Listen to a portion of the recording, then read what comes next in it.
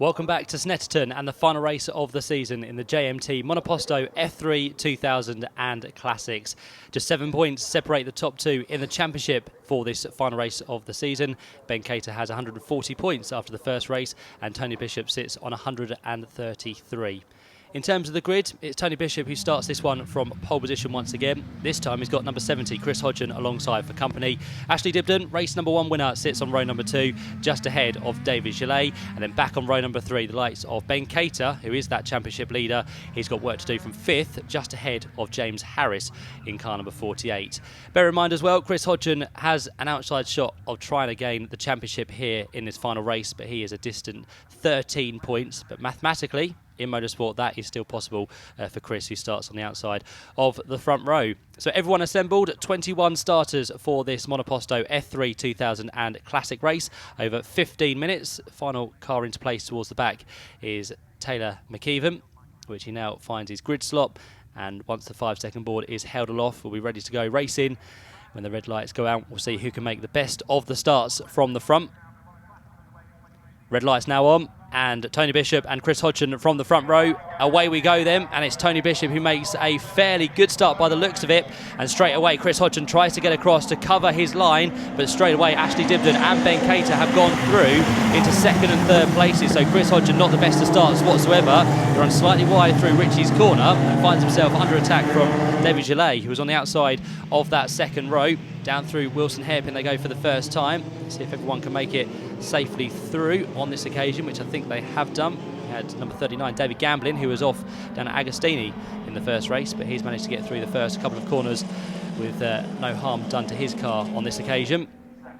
Ashley Dibden somehow has got himself straight to the head of the field now, so Tony Bishop is going on the defensive in towards Agostini's. Chris Hodgen trying to make a move, and of course for him, he needs to win this race, and the other two not to finish at all, but it's looking unlikely for now. But Chris Hodgen is going to give it a good go as they work their way in towards Hamilton. Sits there in 3rd place, just behind Tony Bishop in his F3 Dallara. And then behind those two, you can see the championship leader himself, Ben Cater, just keeping to grips and on terms with those three ahead. And slightly wide though through Oggies, which has lost him a little bit of time and also loses him a place to David Gillet, who goes straight through on the inside run through Williams. So Ben Cater loses a place. Does he lose any more on towards the back straight? In fact, he's got that one back now over David Gillet. So he lost it for a brief moment, but fought back well there and finds himself now in 4th position, but a long way back from 1st, 2nd and 3rd. And in turn, the guys in 2nd and 3rd place find themselves already, by the looks of it, 2 seconds or so adrift of the leader, which is Ashley Dibden, our race 1 winner, who didn't get the worst of the starts. He actually made great progress through the field as Chris Hodgen locks up briefly in towards Murray's. He finds the bit of track he wants. He gets a little bit closer onto the back of Tony Bishop as they accelerate across the line for the first time of asking. And straight away you can see there Tony Bishop is trying to weave just to try and break that toe from Chris Hodgen, because he knows he's very quick. He knows he's going to try and make a move if the opportunity does arise as they work their way through Richie's corner. Chris Hodgen went very defensive there, where he doesn't really need to be going defensive as of yet. He runs wide then in towards the Wilson Hairpin, and he's already lost ground to Tony Bishop at the start of this 2nd lap. So Tony Bishop now has a bit of clear track ahead of him and clear track behind him.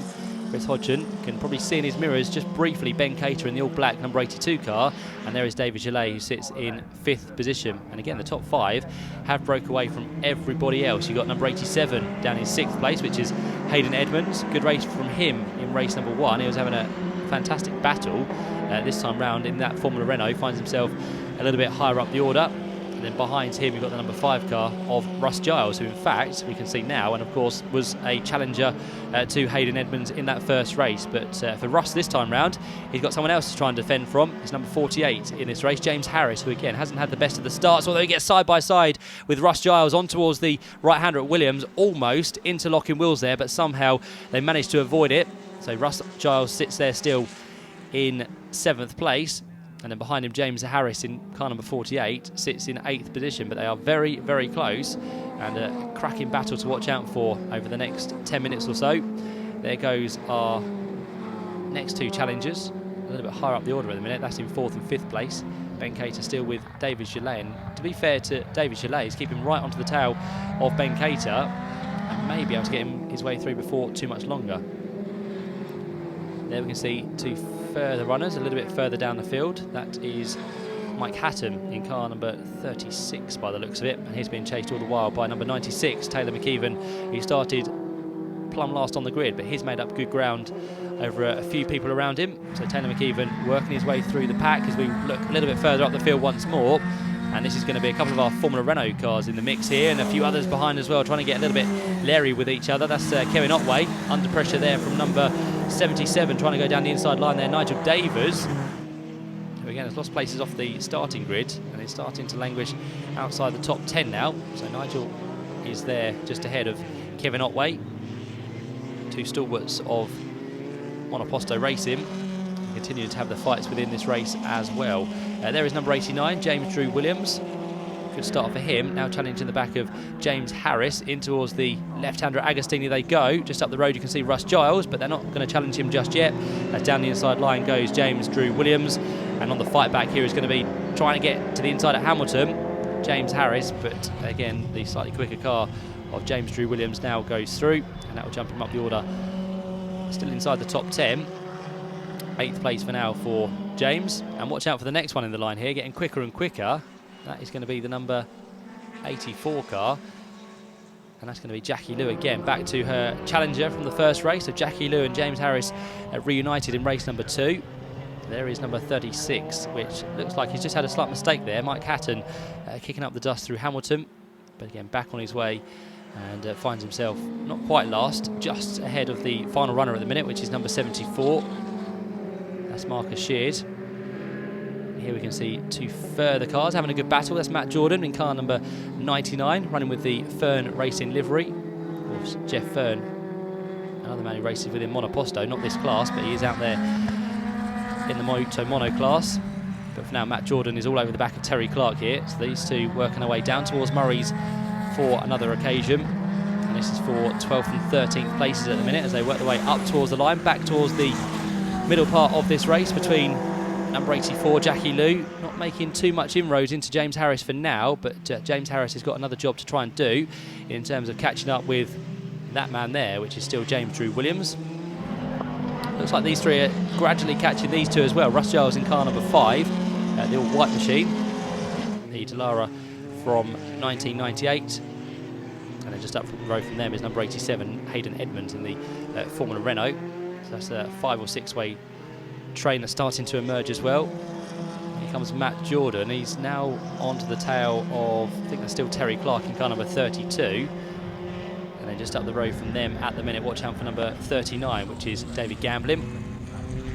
And another one that's brought themselves into the mix here is the number 38 machine of Mark Drew. So 3 of these all as one. You can see the slippery surface flag being waved by the marshals, which just indicates it might be a bit tricky through Hamilton here. So the driver's just going to have to try and see where the grip is, but some fluid has been laid down onto the track for the drivers to contend with. Matt Jordan gets ever closer to the back now of Mark Drew as they turn their way through. The right-hander at Williams. These two cars very similar indeed. Matt Jordan runs in the Van Diemen and Mark Drew in the Van Diemen Formula 4 machine as well. So those two similar, and that of Terry Clark just up the road is also a Van Diemen, that of the RF00. So all of the same chassis.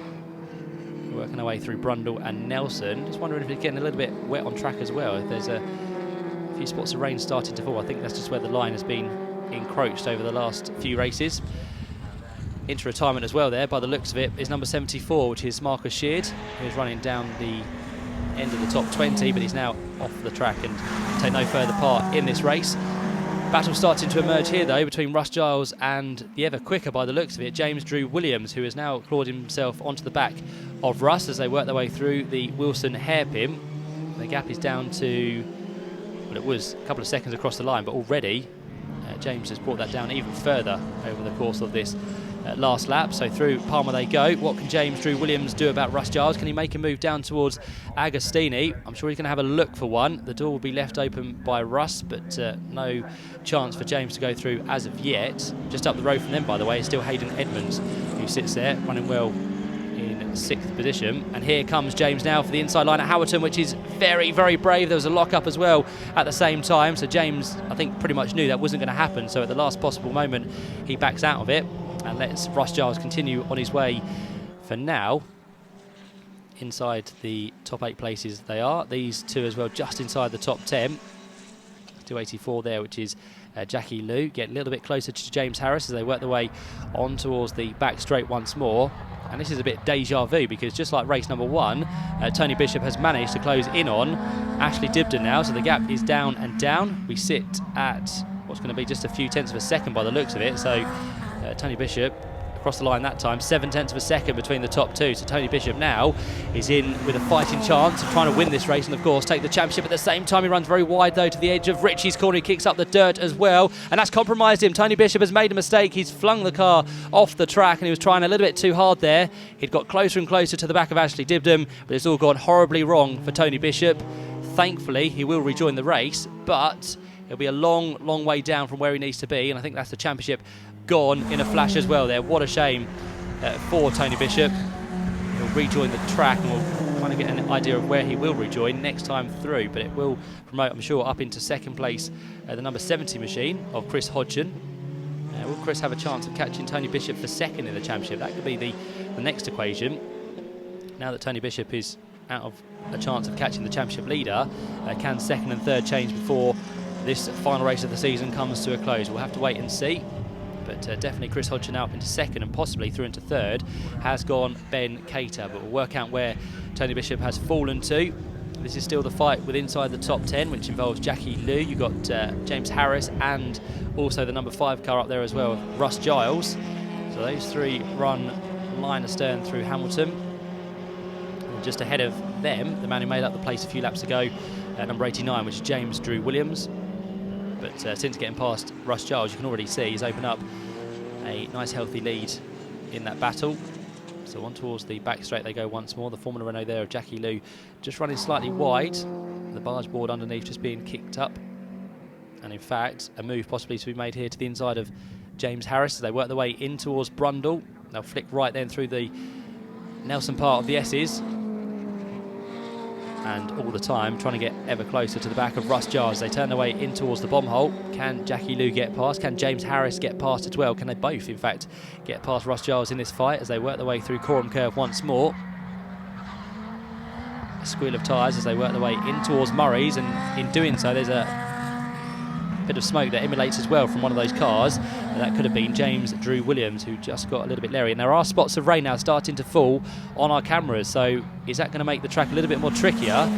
Of course, for now it'll be just psychological rain just to get into the minds of the drivers, but until it gets a lot heavier they won't really lose too much heat within the tyres. They'll be able to keep that tyre temperature up as much as possible.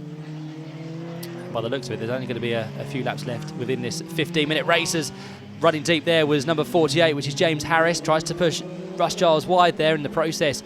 Jackie Liu will come alongside down towards Palmer. Can Jackie go all the way around the outside at Palmer in these now trickier conditions? Not quite there. Jackie slots back in behind James Harris. And after all of that, Russ Giles, in fact, doesn't lose any places whatsoever. But let's see if James tries again. Down towards Agostini. Yes, he does. Down the inside goes James. And here comes Jackie as well. This time, though, Russ does lose the one place. And Jackie leaves the black marks on the tarmac as they exit Agostini, head down towards Hamilton. And let's see if Russ Giles now can fight back. He's close enough to do so. He locks up and he loses the back end. Oh, what a shame. Russ Giles was trying to make a move back on James Harris there. But again, just like Tony Bishop has made one slight mistake, and on the wet grass he goes. He gets a little bit more sideways and he loses further places to those behind now. So what a shame for Russ Giles. Was inside the top 10.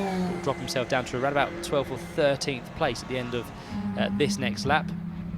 Tony Bishop, by the way, has dropped down into 5th position after his spin at Ritchie's a couple of laps ago, as the fight for 3rd place is now on between Ben Cater and David Gillet in car number 18. The gap sits at just over half a second that time round. Ashley Dibden, by the way, still leads by just under 5 seconds now. 2nd place for Chris Hodgson in car number 70. Does this fight for 3rd place that we focus on between Ben Cater, championship leader, and at the minute looking to be our new champion for 2016 as well. Even if David Gillet does get through, I think he'll still have enough in hand to keep those behind at bay. So Ben Cater sits in 3rd. 4th place is David Gillet. Just in the background there, you caught a glimpse of the recovering Tony Bishop. But for Tony, he's a good 7 seconds down the road, so I don't think there's any chance of him getting into the top 4 places before we see the checker flag. So down towards Oggies goes David Gillet, works his way through. Still on to the tail of Ben Cater for now, but can he get ahead of Ben Cater and see a black car in his mirrors rather than in front of him as they head onto the Bentley Straight, already halfway down there. I'll turn left and right through Brundle and Nelson. And Ashley Dibden, before too much longer, is going to head towards the end of this race. Can he pick up a double here this weekend at Snetterton? Well, it's looking likely. He works his way through the final corner at Murray's. Up towards the line he'll go. And how much time is left on the clock? Not much at all, because the last lap is now about to start. So Ashley Dibden goes through. The clock has ticked to 0. But the fight for third does continue between Ben Cater and David Gillet. What a way to end the season for David. Again, not a bad season, but this will be one of his best performances. But can he get it onto the podium? That is going to be the main question. Up towards Richie's they go for the final time. Top two, Ashley Dibden and Chris Hodgson already through. On towards the left-hander at Palmer they go. Here comes another intriguing battle between Kevin Otway and David Gamblin. Two blue cars again, the Van Diemen of Kevin Otway, slightly older than that of David Gamblin.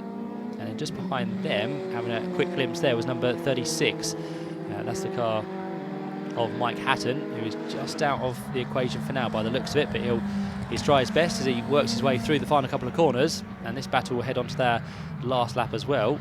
Ashley Dibden, meantime, is halfway around this last lap and looking, as we said, for the double here at Snetterton. It's been a perfect weekend. He qualified, of course, on the front row for the first race.